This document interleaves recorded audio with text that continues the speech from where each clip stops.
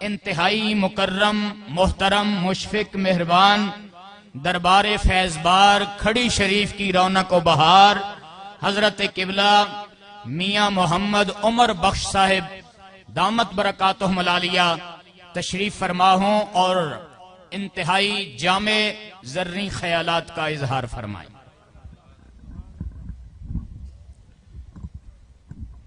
الحمدللہ رب العالمین والعاقبۃ للمتقین والصلاة والسلام علی سید الانبیاء والمرسلین اما بعد فاعوذ باللہ من الشیطان الرجیم بسم اللہ الرحمن الرحیم قال اللہ تبارک و تعالی فی شان حبیبہ مخبرا و آمرا ان اللہ و ملائکتہ یصلون علی النبی یا ایہا الذین آمنوا صلوا علیہ وسلموا تسلیما الصلاة والسلام علیک یا سیدی یا رسول اللہ الصلاة والسلام علیک یا سیدی یا حبیب اللہ الصلاة والسلام علیک یا شفیع المذنبین وعلی آلک و اصحابک یا رحمت للعالمین۔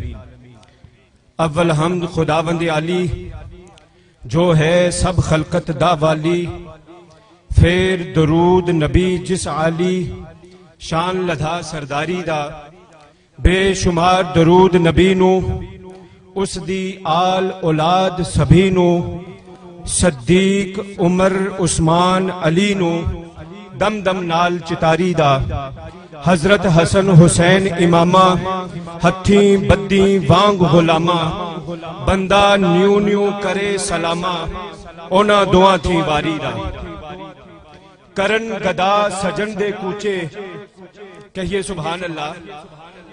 کشمیر کا رومی بول رہا ہے، حضور عارف کھڑی فرماتے ہیں کہ کرن گدا سجن دے کوچے بادشاہی تھی چنگا، کرن گدا سجن دے کوچے بادشاہی تھی چنگا، جے او پاوے آپ محمد خیر رومال اساڈے، واؤ وانگ پھرن سب ملکی ہرگز نظر نہ آمن، چھپ رہن کستوری وانگوں پھر خوشبو دھماون۔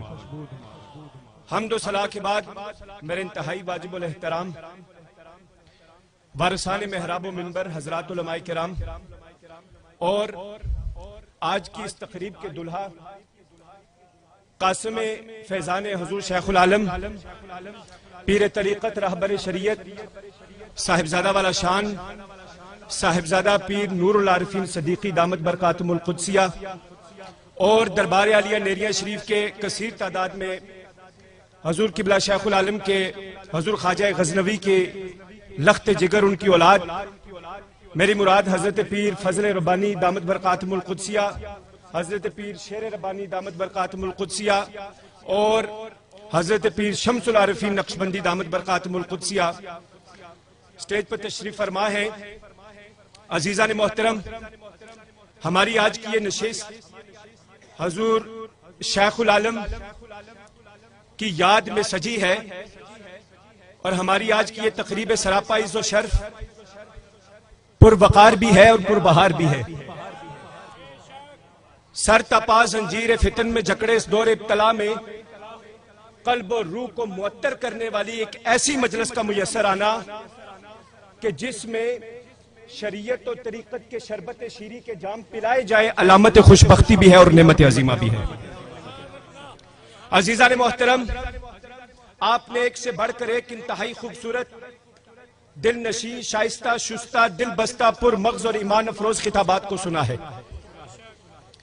وقت بہت مختصر ہے اور میں آپ کے سامنے تقریر کرنے کے لیے نہیں آیا۔ کہا جاتا ہے کہ پرانے وقتوں میں جب قافلے روانہ ہوا کیا کرتے تو قافلوں کے پیچھے ایک شخص کو چلایا جاتا تھا کہ جس کا مقصد یہ ہوتا تھا کہ وہ قافلے والوں کی گری پڑی چیز کو اٹھا کر سنبھال لیا کرتا۔ سچ پوچھئے تو اس وقت میری حالت بھی قافلے کے پیچھے چلنے والے اس شخص کی طرح ہی کی ہے۔ میں تقریر کرنے کے لیے نہیں آیا بلکہ مجھ سے قبل جو حضرات علماء کرام اور مشائخ اعظام نے گفتگو فرمائی ہے، ان کی علمی اور روحانی جیبوں سے گرنے والے علم و حکمت کے موتیوں کو اٹھا کر آپ کے حوالے کرنے آیا ہوں۔ عزیزان محترم، میری ایک بات کو ضرور یاد رکھیے گا کہ آپ ایک فقیر کے در پر آئے بیٹھے ہیں اور فقیر کے در پر آنے والے عشق کے مکتب کے طالب علم ہوتے ہیں۔ مکتب دانش کو ہم سلام پیش کرتے ہیں لیکن عشق کے مکتب کی بات ہی کچھ اور ہے۔ مکتب دانش میں کتابوں سے پڑھایا جاتا ہے، مکتب عشق میں نظروں سے پڑھایا جاتا ہے۔ مکتب دانش کا استاد کہتا ہے کہ آنکھیں کھول کر دیکھو، مکتب عشق کا استاد کہتا ہے دیکھنا چاہتے ہو تو اپنی آنکھوں کو بند کر لو۔ مکتب دانش کا استاد کہتا ہے کان کھول کر سنو، مکتب عشق کا استاد کہتا ہے سننا چاہتے ہو تو اپنے کانوں کو بند کر لو۔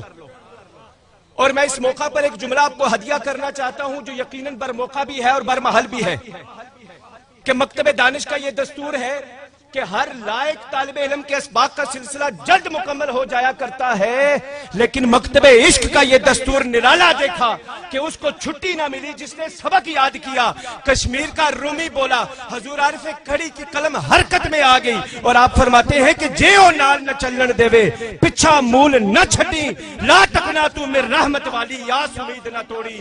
چاہیے عشق سپاہی ایسا میں نو مار گواوے، تھانا طبیعت والا سفتہ سا۔ چاہیے عشق سپاہی ایسا میں نو مار گواوے، تھانا کڈ طبیعت والا سفتہ سب بدلاوے۔ عزیزان محترم، مکتب دانش کا فاضل غافل ہو سکتا ہے، لیکن مکتب عشق سے ہر لمحہ ہر لحظہ ایک ہی صدا اور ایک ہی آواز آتی ہے کہ جو دم غافل سو دم کافر۔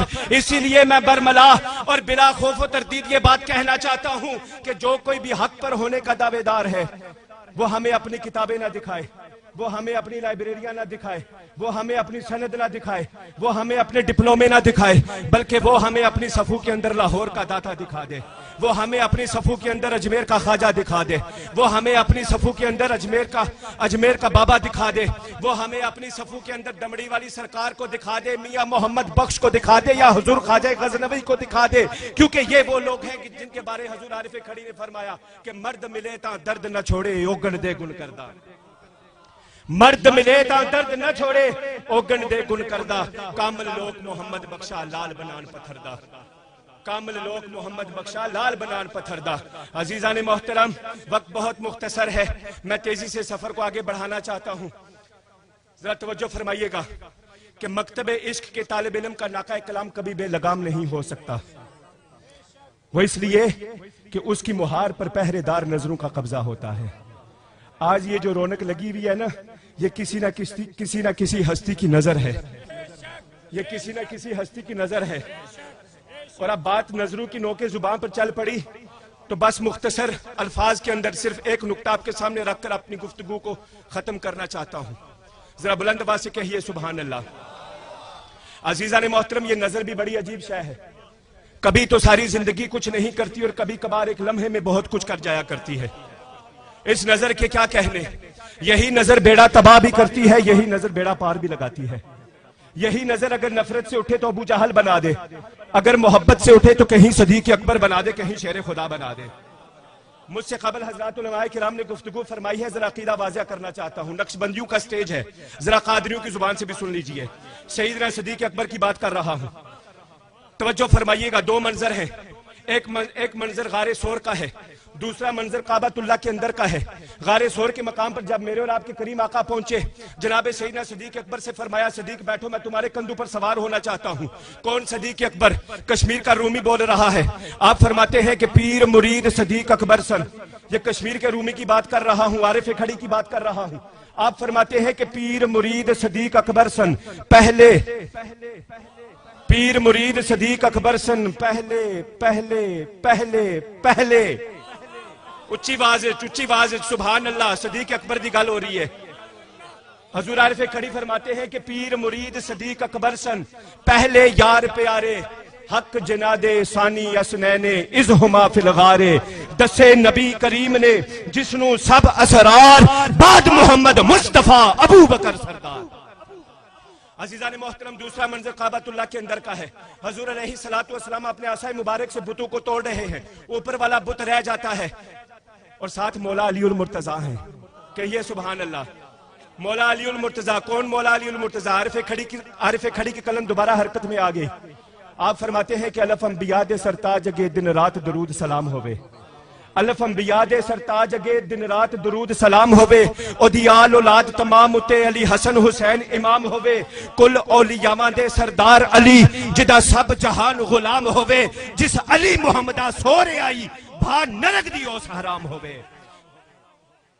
آپ فرماتے ہیں کہ حیدر صفدر شیر حقانی، حضور عارف کھڑی بول رہے ہیں، آپ فرماتے ہیں کہ حیدر صفدر شیر حقانی، اس دا نام جپے جد راہی، ظلم بنجے ظلمانی دا، جدو کا جدی امو کا امی، لحم کا لحمی، دم کا دمی، حق جنادے سروری امی، کیا سخن یگانی دا، دور پہ جو سدے راہوں، یاد کرن جو دردوں آہوں، منصب حکم منا درگاہوں، مشکل دی آسانی دا۔ عزیزان محترم مولا علی المرتضیٰ ہیں، اوپر والا بت رہ جاتا ہے، عرض کرتے ہیں حضور میں بیٹھتا ہوں، آپ میرے کندھوں پر سوار ہو جائیے، اوپر والے بت کو توڑ دیجئے۔ حضور نے فرمایا نہیں علی میں بیٹھتا ہوں، تو میرے کندھوں پر سوار ہو جا۔ نقطہ سنج نے کہا ارے بحثتے کیوں ہو، ارے بحثتے کیوں ہو؟ حضور یہ بتلا دینا چاہتے تھے کہ جس کے کندھوں پر میں سوار ہو جاؤں اسے کوئی دبا نہیں سکتا، اور جسے میں بلند کر دوں اسے کوئی گرا نہیں سکتا۔ عزیزان محترم نظروں کی بات ہو رہی تھی، یہ نظر اگر دھوکہ دینے پہ آئے تو رسیاں سانپ نظر آنے لگے، اگر پردہ اٹھانے پہ آئے تو پھر 70,000 جادوگروں کو سجدے میں گرا دے، یہی نظر اگر گرانے پہ آئے تو پھر مکہ کے سرداروں کا غرور بدر کی خاک میں ملا دے، اگر اٹھانے پہ آئے تو پھر کوڑیوں کے بھاؤ بکنے والے بلال کو کعبے کی چھت پر چڑھا دے۔ ارے اس نظر کے کیا کہنے، یہی نظر اگر حسن یوسف پر پڑے تو زنان مصر اپنی انگلیاں کاٹ لے، یہی نظر اگر حسن مصطفیٰ پر پڑے تو مردان عرب اپنی گردنیں کٹا دے۔ اور اگر یہی نظر کلیم کی ہو تو دیدار کی آرزو کرے، اگر حبیب کی ہو تو دو بدو گفتگو کرے۔ لیکن عزیزان محترم مجھے بڑے افسوس کے ساتھ یہ بات کہنا پڑ رہی ہے کہ آج بعض لوگ یہ کہتے ہیں کہ یہ اہل نظر کا نظریہ محض خانقاہ والوں کی اختراع ہے، اس کا حقیقت کے ساتھ کوئی تعلق نہیں ہے۔ لیکن یارو بڑی عجیب بات ہے، بڑی عجیب، بس آخری بات کرنے لگا ہوں، بڑی عجیب بات ہے۔ حضرات علماء کرام تشریف فرما ہے، قبلہ پیر صاحب بھی تشریف فرما ہے۔ احادیث میں آتا ہے کہ سانپوں میں ایک خاص قسم کا سانپ ہے جس کی نظر سے کسی بھی مادہ کا حمل گر سکتا ہے۔ یارو سوچنے والی بات ہے کہ اگر سانپ کی دہشت والی نظر بنی کو بگاڑ سکتی ہے تو پھر مجھے یہ کہہ لینے دیجئے کہ کسی کامل کی نظر، کسی ولی کی نظر، کسی فقیر کی نظر، کسی درویش کی نظر، کسی صوفی کی نظر، اور وہ نظر اگر حضور داتا علی حجویری کی ہو، وہ نظر حضور خواجہ اجمیری کی ہو، وہ نظر حضور قبلہ شیخ العالم کی ہو، وہ نظر حضور خواجہ غزنبی کی ہو، وہ نظر حضور پیران پیر دستگیر میرا محی الدین حضور شیخ عبد القادر جیلانی رضی اللہ تعالی عنہ کی ہو، تو پھر مجھے یہ کہہ لینے دیجئے کہ اگر نظر بد بنی کو بگاڑ سکتی ہے تو پھر کسی کامل کی نظر بگڑی کو بنا بھی سکتی ہے۔ ماشاءاللہ خوبصورت تسلسل، لیکن قلت وقت کے پیش نظر انتہائی اختصار کے ساتھ حضرات